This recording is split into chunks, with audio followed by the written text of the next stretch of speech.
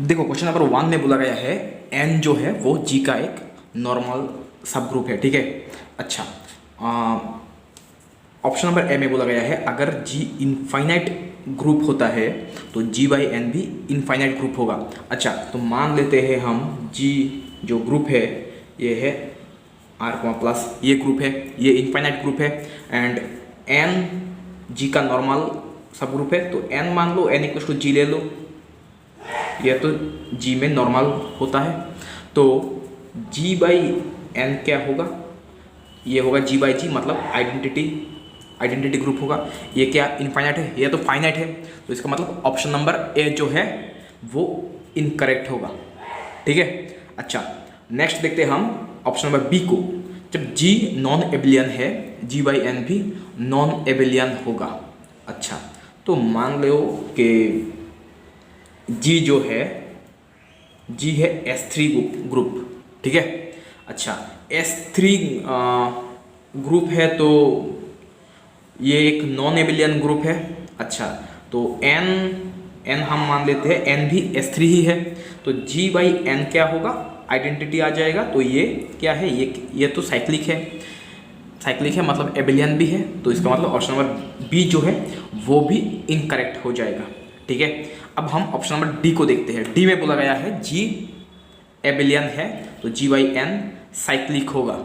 अच्छा, तो मान लो कि जी जो ग्रुप है, जी है K4, ये एक एबिलियन ग्रुप है, ठीक है। अच्छा, तो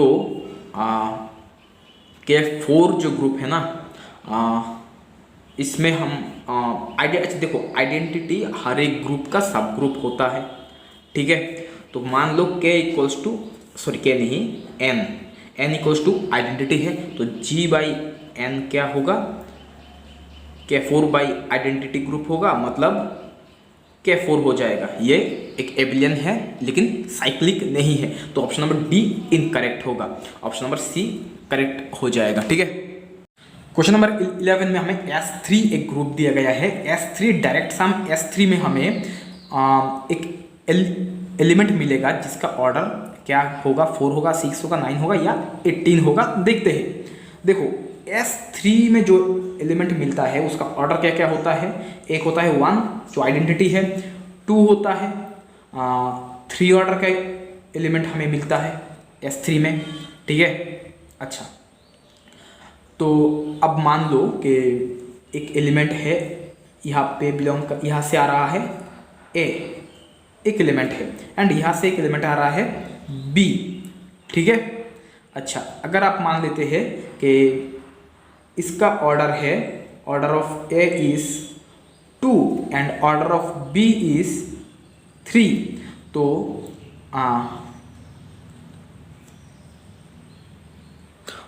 S3 डायरेक्ट सम S3 में जो एलिमेंट होगा वो होगा ए बी एलिमेंट होगा। तो इसका ऑर्डर क्या होगा, इसका ऑर्डर होगा LCM of order of A comma order of B, ठीक है। तो this equals to LCM of 2,3, this equals to 6, तो option number B is correct. जी एक नॉन एबिलियन ग्रुप बोला गया है हमें क्वेश्चन नंबर 13 में, एंड अल्फा बीटा दोनों ही जी का एलिमेंट है। ऑर्डर ऑफ अल्फा है 4, ऑर्डर ऑफ बीटा है 3, तो ऑर्डर ऑफ अल्फा बीटा का ऑर्डर क्या होगा, ठीक है। देखते हैं, मान लो जी जो ग्रुप है वो है D12, ठीक है। अच्छा, अब देखो D12 का एलिमेंट क्या क्या होता है, alpha square, alpha cube, alpha to the power 4, alpha to the power 5, alpha to the power 6, alpha to the power 7, alpha to the power 8, alpha to the power 9, alpha to the power 10, alpha to the power 11, alpha to the power 12, मतलब identity, okay.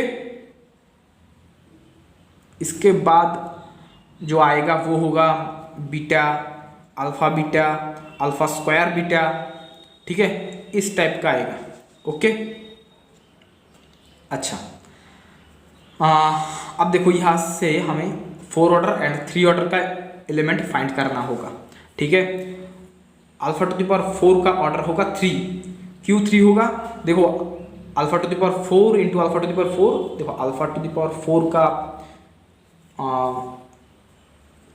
Cube करोगे, मतलब 3 times इसे operate करोगे तो क्या होगा, alpha to the power 4 whole cube होगा, मतलब alpha to the power 12। Alpha to the power 12 क्या हो रहा है, आइडेंटिटी। तो इसका मतलब अल्फा टू द पावर 4 जो है इसका ऑर्डर है 4। मान लो ये है alpha and order of this है 4। ओके, एंड 3 ऑर्डर का एलिमेंट हमें फाइंड करना है यहाँ से।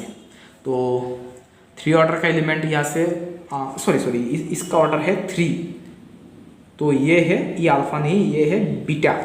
अब हमें 4 ऑर्डर का एलिमेंट फाइंड करना है।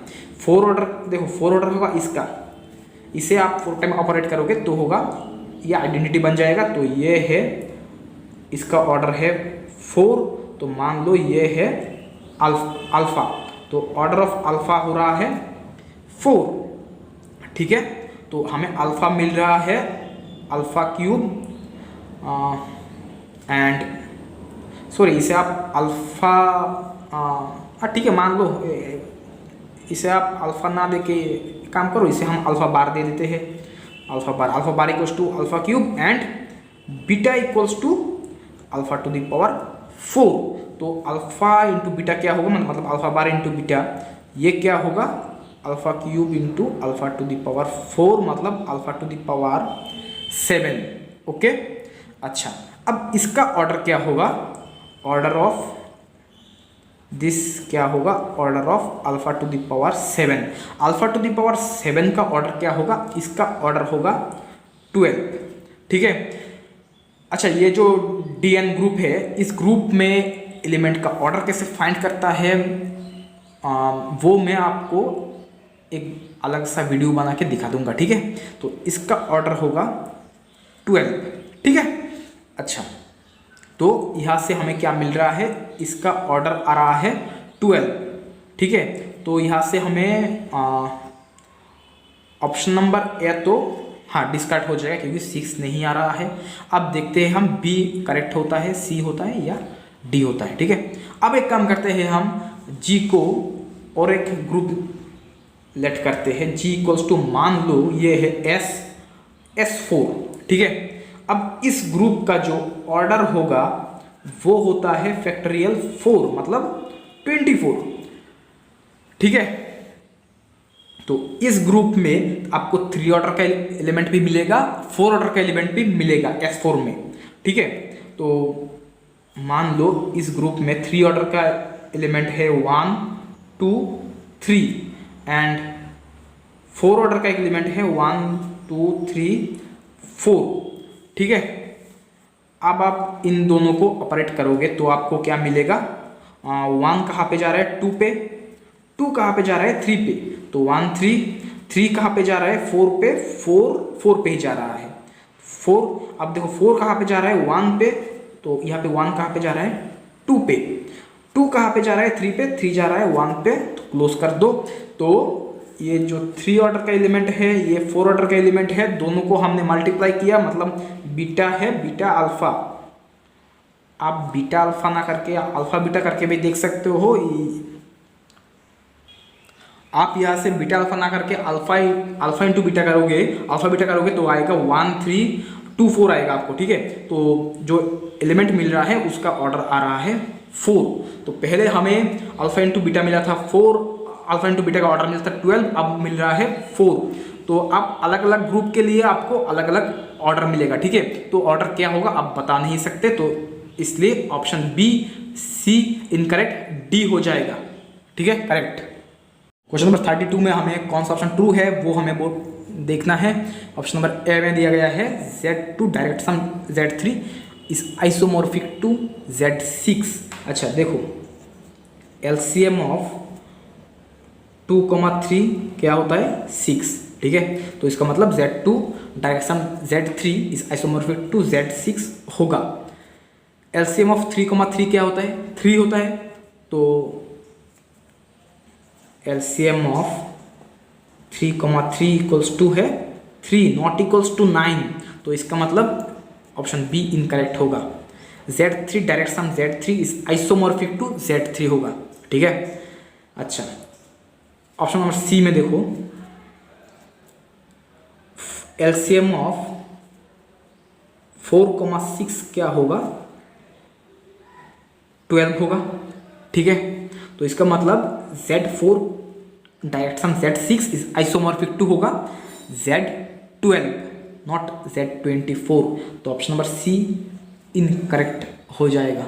ठीक है, एंड ऑप्शन नंबर डी में दिया गया है Z2 plus Z3 plus Z2 direction Z3 direction Z5 is isomorphic to Z30। तो LCM ऑफ 2, 3, 5 इक्वल्स टू क्या होता है 30। तो इसका मतलब this is isomorphic to Z30, ये ट्रू है। क्वेश्चन नंबर 43 में हमें बोला गया है S3 का नंबर ऑफ डिस्टिंक्ट नॉर्मल सब ग्रुप फाइंड करने के लिए। देखो S3 का नॉर्मल सब ग्रुप क्या होगा, एक तो होगा आइडेंटिटी, एक होगा A3 एंड तीसरा होगा S3 खुद। तो ठीक है, तो कितने हमें नॉर्मल सब ग्रुप मिला है, 1, 2, 3, तो 3 नॉर्मल सब ग्रुप हमें मिलेगा। ओके, क्वेश्चन नंबर 47 में हमें देखो ये दिया गया है एंड n क्या है, n यहाँ पे बिलोंग कर रहा है। n आइदर n 0 हो सकता है, 1, 2, 3 अप टू 10 तक हो सकता है। तो n का वैल्यू क्या होगा। ठीक है, अच्छा तो देखो इसका मतलब क्या है, इसका मतलब है 5 to the power 2015 को अगर आप n से डिवाइड 11 से डिवाइड करोगे तो रिमाइंडर रहेगा n। ओके, अच्छा तो n का वैल्यू क्या होगा, देखो 2015 का फैक्टर क्या क्या हो सकता है, 2015 इसका फैक्टर क्या क्या होगा, 5 होगा। ठीक है, तो 5 से डिवाइड करोगे तो क्या होगा 403 आएगा। ठीक है, अच्छा तो 5 इसका एक फैक्टर होगा। अच्छा तो 5 to the power 5, इससे अगर हम अच्छा 5 to the power 5 क्या होता है, 5 to the power 5 होता है 3125। ठीक है, इसे अगर हम 11 से डिवाइड करें तो क्या होगा 2 into 11 22 9 रहेगा, होगा यहाँ पे रिमाइंडर 2। ठीक है, तो 92 8 into 11 होगा 88, और यहाँ पे माइनस करोगे तो क्या होगा 4 होगा। ठीक है, एंड 5 तो 4 into 11 होगा 44, तो रिमाइंडर हो रहा है 1। ओके, अच्छा तो 5 to the power 5 को अगर आप 11 से डिवाइड करोगे तो रिमाइंडर हो रहा है 1। तो इसका मतलब 5 to the power 5 को इसका पावर आप दे दो 403, तो ये होगा 1 to the power 403 mod 11। अब 5 to the power 5 इसका पावर है 403, मतलब 5 into 403 क्या होगा 2015। 1 to the power 403 क्या होगा 1 ही होगा, 1 mod 11। तो n का वैल्यू क्या होगा, n इक्वल्स टू होगा 1। ठीक है,